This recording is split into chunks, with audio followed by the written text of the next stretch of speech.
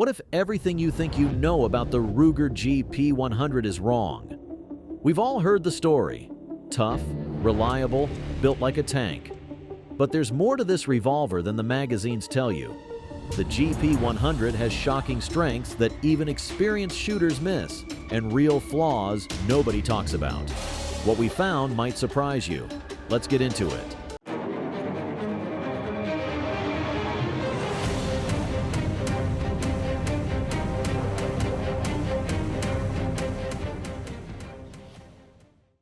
At number 8, let's talk about the GP100's legendary strength and why it's both more impressive and more complicated than you think. Number 8. The Legend of Overbuilt Strength. When Ruger introduced the GP100 in 1985, they weren't just building another revolver. They were engineering a solution to the problems that plagued earlier designs. The Security 6 line had issues with timing and durability under heavy use, so Ruger went back to the drawing board with one mission: build something that simply couldn't break. The result was a frame design that's genuinely overbuilt. We're talking about a solid stainless steel frame with no side plates, a design that distributes stress across the entire structure instead of concentrating it at weak points like traditional revolvers. The cylinder is cut from solid bar stock, not cast, and the crane assembly is built like it's meant to survive a nuclear war. Real shooters who put thousands of rounds through their GP100s will tell you the same thing. This gun doesn't wear out. We've seen GP100s with over 50,000 rounds that still lock up tight and shoot minute-of-angle groups. That's not marketing hype. That's engineering excellence. But here's where it gets interesting. That overbuilt strength comes with a price that most reviewers won't mention. The GP100 weighs 40 ounces empty in its standard 4.2-inch configuration. That's a full 8 ounces heavier than a comparable Smith & Wesson 6.86. For some shooters, that extra weight is a feature. It soaks up recoil and makes magnum loads manageable. For others, especially those carrying concealed, it's a deal breaker. The strength is real, but it's not just about durability, it's about confidence. When you're holding a GP100, you know you're holding something that was built to last generations, not just survive a few range sessions. At number 7, let's talk about the GP100's trigger, the component that separates good revolvers from great ones, and where Ruger made some surprising choices. Number 7. Why shooters love the GP100 trigger. Out of the box, the GP100 doesn't have the best trigger in the revolver world. Let's be honest about that. The double action pull is heavy, usually around 12 to 14 pounds, and it's not the smoothest stroke you'll ever experience. Compared to a well-tuned Smith & Wesson, it feels industrial, workmanlike, maybe even a bit rough around the edges. But here's what most people miss. The GP100's trigger is designed for reliability first, smoothness second. That heavy double-action pull isn't a bug, it's a feature. It's consistent, predictable, and virtually immune to light strikes. When you need this gun to fire, it fires. Period. The single-action mode tells a different story entirely. Break the action down to single action, and you'll find a trigger that's crisp, clean, and surprisingly light at around 4 to 5 pounds. It's not match grade, but it's more than adequate for precision shooting. We've seen GP100s shoot sub-2-inch groups at 25 yards with factory ammunition in single-action mode. Here's where it gets really interesting. The GP100's trigger improves dramatically with use. That heavy double-action pull smooths out over time, becoming more predictable and manageable. Shooters who've put serious round counts through their GP100s report that the trigger becomes genuinely pleasant after a few thousand rounds. And if you want to accelerate that process, the GP100 responds beautifully to professional trigger work. A good gunsmith can transform that industrial trigger into something that rivals much more expensive revolvers, while maintaining the reliability that makes the GP100 special. The truth is, the GP100's trigger reflects its entire design philosophy: function over form, reliability over refinement, but with the potential for excellence when you put in the work. At number 6, let's talk about the real secret behind the GP100's legendary longevity. And it's not what you think. Number 6. The secret to its longevity. Most people assume the GP100 lasts forever because it's built like a tank. That's part of the story, but it's not the whole story. The real secret is in the details that nobody talks about: the metallurgy, the heat treatment, and the manufacturing tolerances that separate this gun from its competitors. Ruger uses a different approach to stainless steel than most manufacturers. Their 300 series stainless isn't just corrosion resistant, it's specifically formulated to handle the stress cycles that destroy other revolvers. The heat treatment process creates a molecular structure that actually gets stronger under stress, not weaker. But here's the part that really matters. The GP100's tolerances are looser than you'd expect from a precision firearm. That sounds like a negative, but it's actually brilliant engineering. Those slightly looser tolerances mean the gun continues to function even as parts wear. A Smith & Wesson might shoot tighter groups when new, but a GP100 will still be shooting the same groups after 20,000 rounds. The cylinder lockup is a perfect example. The GP100 uses a different locking system than traditional revolvers, with more engagement points and less precise tolerances. It doesn't have the bank vault lockup of a Python when new, but it maintains proper timing longer than any other production revolver. Real-world shooters who've owned GP100s for decades will tell you the same thing. These guns don't just survive heavy use, they thrive on it. The more you shoot them, the better they get. The action smooths out, the trigger improves, and the accuracy often increases as the gun settles in. That's the real secret to the GP100's longevity.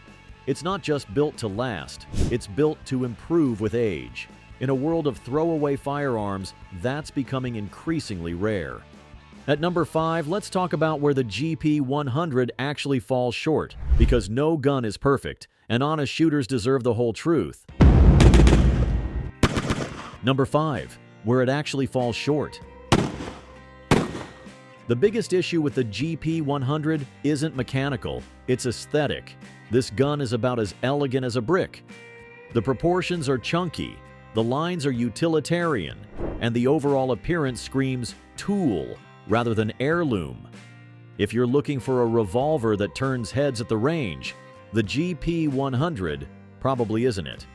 But the real limitations run deeper than looks.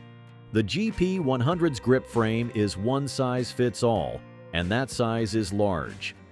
Shooters with smaller hands often struggle to reach the trigger comfortably in double action mode. Unlike Smith & Wesson's interchangeable grip systems, you're stuck with what Ruger gives you. The sights are another area where the GP100 shows its utilitarian roots. The standard adjustable rear sight is functional but uninspiring. It's not as precise as a target sight, not as fast as a good fix sight, and not as durable as either. It's a compromise that doesn't fully satisfy any particular use case. Here's something most reviewers won't mention. The GP100 cylinder release is positioned awkwardly for some shooters. It's recessed into the frame, which makes it nearly impossible to operate under stress without shifting your grip. Speed reloads are not this gun's strong suit. The finish quality is another area where corners were cut. The GP100's stainless finish is functional but basic. It shows scratches easily and doesn't have the mirror polish of higher-end revolvers. It's durable, but it's not pretty. And let's be honest about the trigger again. Even after it breaks in, it's never going to be as smooth as a well-tuned Smith & Wesson. The GP100's trigger is reliable and consistent, but it's not refined. For precision shooting, that matters. These aren't deal breakers, but they're real limitations that potential buyers should understand before making a purchase. At number 4, let's talk about how the GP100 stacks up against its competition, and why the answer might surprise you. Number 4, the GP100 versus the competition. The natural comparison is with Smith & Wesson's 686 series. On paper, the 686 wins almost every category. It's lighter, has better ergonomics, offers more customization options, and usually has a smoother trigger out of the box. The 686 also has that classic Smith & Wesson aesthetic that appeals to traditionalists. But here's where things get interesting. The GP100 often outlasts the 686 in real-world use. We've seen 686 with timing issues after 10,000 rounds, while GP100s are still running strong at 50,000. The GP100's cruder engineering actually makes it more durable in the long run. Price is another factor that tilts toward the GP100. You can usually find a GP100 for $100 to $200 less than a comparable 686, and that price difference becomes even more significant when you factor in long-term durability. Then there's Colt's Python, which has been resurrected in recent years.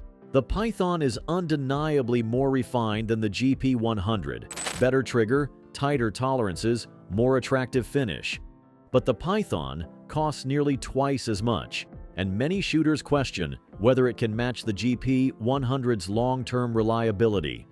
The real competition comes from an unexpected source: Ruger's own Super Red Hawk. For serious Magnum shooters, the Super Red Hawk offers even more strength and better ergonomics than the GP100, often at a similar price point. The GP100's advantage is versatility. It handles .38 Special and .357 Magnum equally well, while the Super Red Hawk is really optimized for heavy loads. Here's the truth: the GP100 doesn't win any individual category except durability and value. But when you add up all the factors, price, reliability, longevity, and versatility, it's hard to beat. It's not the best revolver at anything, but it's very good at everything. Number 3. Modern upgrades and variant. At number 3, let's talk about the modern upgrades that have kept the GP100 relevant and why some missed the mark. The Match Champion variant fixes many original problems with better sights and an improved trigger. It's what the GP100 should have been from the start. The 10-shot 22 LR version is great for training, though it raises questions about whether the Overbuilt frame is overkill for rimfire. But Ruger made questionable decisions with barrel lengths. The 2.5-inch version is still too heavy for concealed carry, while the 6-inch version is too long for most practical use. The various special editions look nice, but don't offer functional advantages. The real improvements are in the sighting systems. Fiber optic front sights are a major upgrade over the standard brass bead, and the adjustable rear sight is more precise than earlier versions. Here's the truth: the best GP100 is still the basic 4.2-inch stainless model. It offers the best balance without unnecessary complications. Number 2. Is it still relevant for self-defense?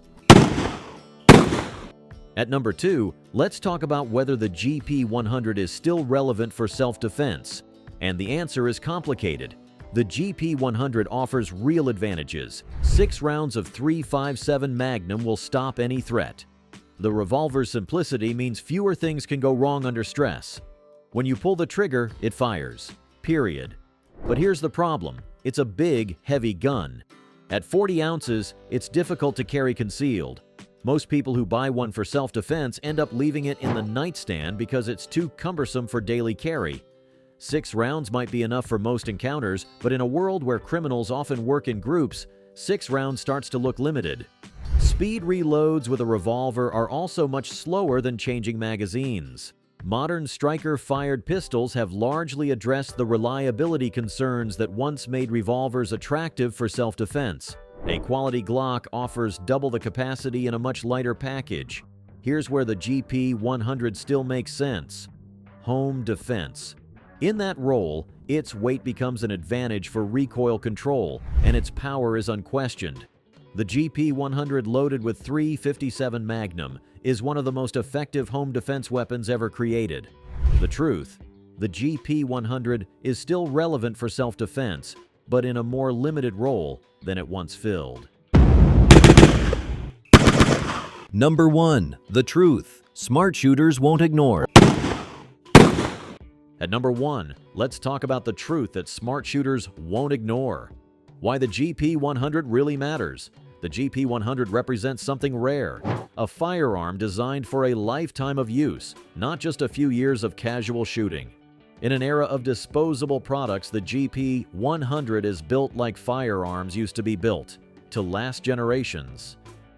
Here's the deeper truth. The GP100 is a thinking person's revolver. It's not the prettiest or the smoothest, but it's honest. It doesn't pretend to be something it's not. It's a tool designed by engineers who understood that function trumps form. The GP100 forces you to become a better shooter. That heavy trigger teaches trigger control. The substantial weight teaches proper grip. The 6-round capacity teaches shot placement. It's a revolver that makes you work for accuracy and rewards that work with consistent performance. The GP100 gets better with age. Most firearms deteriorate over time, but the GP100 actually improves. The trigger smooths out, the action becomes more refined, and the accuracy often increases as the gun settles in. For less than $700, you get a revolver that will outlast guns costing twice as much. When you factor in the cost per round fired over a lifetime, the GP100 becomes one of the most economical firearms ever made. The truth smart shooters won't ignore. The GP100 isn't perfect, but it's permanent. It's not the best revolver ever made, but it might be the last revolver you ever need to buy. The Ruger GP100 isn't perfect, but it's a tank that earns respect. It delivers on durability and reliability, but demands compromises in weight and refinement. We don't want hype. We want something that works when it counts. The GP100 delivers on that promise. It's a revolver that makes you a better shooter and lasts longer than you will.